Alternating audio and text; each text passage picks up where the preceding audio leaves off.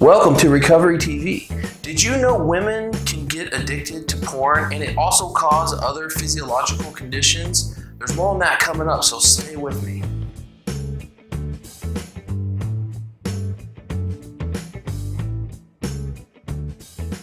Did you know that not only can women get addicted to porn, but they can also develop a physiological condition that licensed therapists and certified sex addiction therapists and published author Staci Sprout calls porn-induced impotence in women? And I don't want to take up too much of your time because I want to let the expert speak for herself. So I am so grateful to have Staci Sprout on Recovery TV today. And I'm not going to take up any more of her time. I'm going to turn this over to her and let her talk to you about this very interesting concept called porn-induced impotence in women. Staci, thank you for being with us today.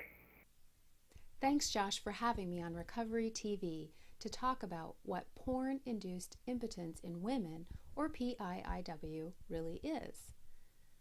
As a sex addiction therapist, I've been working with women since 2006 to support them in dealing with extreme problems with their sexuality, relationships, and pornography. I've also researched hundreds of additional case studies, mostly from women under 30, describing the negative effects related to their porn use. So, analyzing all of this, I've realized that women who use various forms of pornography are suffering from symptoms of what I have come to call porn-induced impotence in women. But what is this disorder? To answer that, I'll explain first what we've come to learn about problematic porn use in men. The world is starting to wake up to the fact that men can suffer sexual dysfunction as a result of pornography use. The best-known problematic symptom for men is called porn-induced erectile dysfunction, or P.I.I.W.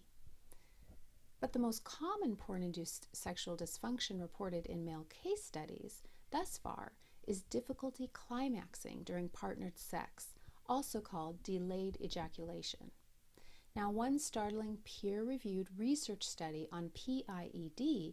reported that the sexual difficulties appear to be increasing sharply among young men in recent years. For example, 15 years ago, erectile dysfunction rates were negligible, 2 to 5% in sexually active men under 40. Now, researchers are reporting rates as high as 30% in the same age group.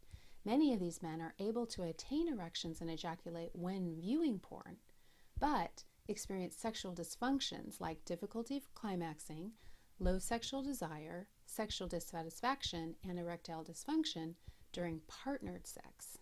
This rapid increase in sexual dysfunctions in men under 40 cannot adequately be explained by the normal causes that we see, like smoking, diabetes, obesity, or cardiovascular disease.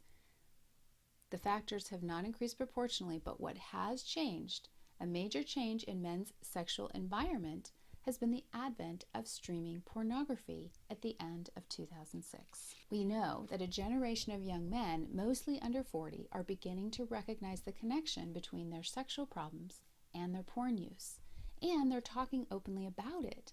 So if you Google on YouTube, "I'm trying to quit porn, how do I do it?" or something like that, you will see hundreds of videos where men are talking openly about it, and you will see some women also. Now, there's been also hundreds, maybe thousands of peer support online forums that have sprung up to help people take a break from porn and or masturbation. And mostly these are populated by men. Some of the best known sites are Your Brain on Porn, Reboot Nation, Reddit NoFap, and Your Brain Rebalance, but there's more. Now, these are all accounts of people who are trying to return to healthier sexual functioning and to do so without pornography. So that's focused mostly on men, but what about women? Do women use porn? Yes, women use porn. I think we all know that now. A 2015 study by Marie Claire magazine surveyed 3,000 women and discovered that 1 in 3 of their readers, or at least people who took their poll, use porn every week. Women. 1 in 3 women watch porn every week.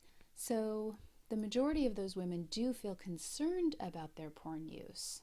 And they talk about the concerns mainly what the porn industry or the sex industry treats women, and feeling it perpetuates negative stereotypes about women.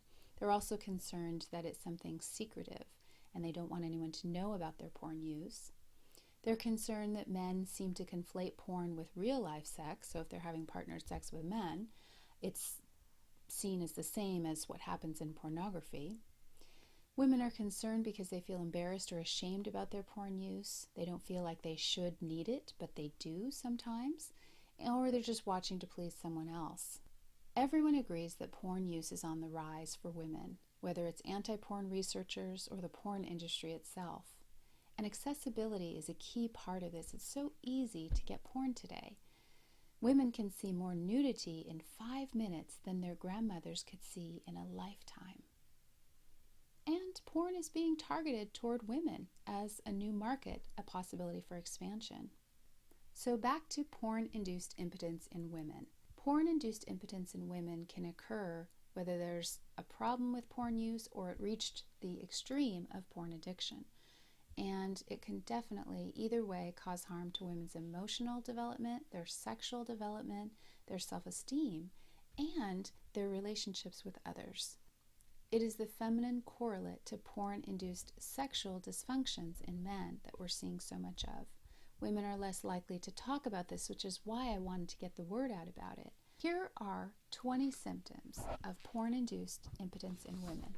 Now, if you're concerned about yourself or someone else, you can also read these on my website, stacysprout.com, but I want to share them with you. Number 1, loss of attraction to real partners, or even not wanting to attempt to find a partner, just choosing porn instead and feeling isolated as a result. 2, inability to enjoy partnered or even solo sex without pornography. You're conditioning your sexual response to porn so that in-person sex becomes boring to you. 3, escalation to using more disturbing, violent pornography that is outside your value system. 4, desensitization, seeking more and more stimulation, more extreme input, and constant novelty. 5, loss of genital sensitivity during partnered or solo sex, less feeling, less pleasure, using more of a mental push or fantasy rather than the physical sensations of lovemaking. 6, premature orgasm. Now, what is premature orgasm for women? Well, women have been complaining about having fast orgasms with porn use that actually feel premature. It doesn't build up slowly and they don't get to enjoy the excitement. It's actually more of a physical reflex and it feels mediocre. 7, anorgasmia, or the persistent inability to achieve orgasm despite responding to sexual stimulation either alone or during partnered sex. So you're having arousal, but you can't have an orgasm anymore.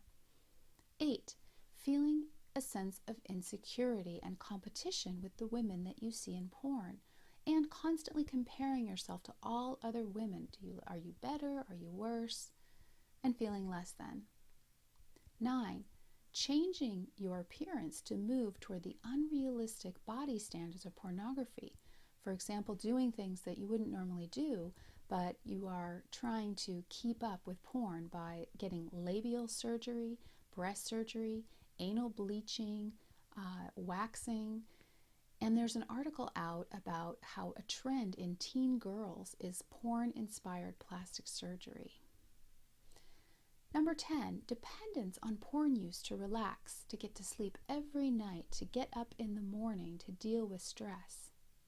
11, over-focus on genital arousal and losing the urge for non-erotic touch like cuddling or snuggling and that kind of closeness with a partner.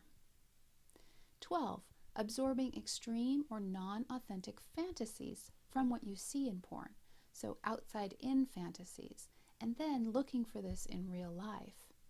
I've heard many stories of women who do this and end up being injured or feeling awful as a result. 13, flashbacks of porn images during sex that intrude on your ability to be present to a partner. 14, inability to be present mentally, concentrate, or focus in everyday life due to fantasies or intrusive thoughts about pornography. 15, seeing men and women in life as sex objects and not enjoying their real beauty and complexity as individuals, in other words, pornographizing people. 16. Binge use of porn that interferes with your natural life. 17. Irritability when you can't get porn or you feel separated from your source of porn. 18. Feeling pressured by porn to try sexual behaviors that are uncomfortable, outside your value system, or cause you injury. Or feeling pressured by porn-influenced male or female partners to do things you wouldn't otherwise do, but you do them anyway. 19. Acting fake, pretending like a porn performer during sex as opposed to being authentically yourself. And number 20, feeling shame yet continuing to use porn or practicing porn-influenced sexual behaviors despite the fact that it's not feeling right to you. If you're experiencing these painful symptoms, stop using porn and see if you feel better. If you can't, or if you start experiencing painful withdrawal symptoms, as many have, then you may need more support to stop or stay stopped. There are resources under my website, stacysprout.com, resources for recovery tab, so check that out if you want. And just know that you can reclaim your healthy sexuality from the inside out and get whatever support you need to do so. You are worth it. Get started now. Thank you, Staci, for being on Recovery TV. For those of you watching, I hope that the information provided to you today was helpful and beneficial for you in your recovery journey. But before you go, I've provided links to Staci's website as well as other resources in the description of this video below. But please check out Staci's book, Naked in Public, which is her personal testimony about her own journey and struggle with sexual addiction. And I provided a link to that book in the description of this video below. Thank you again for being with us today. Hope to see you back here next time.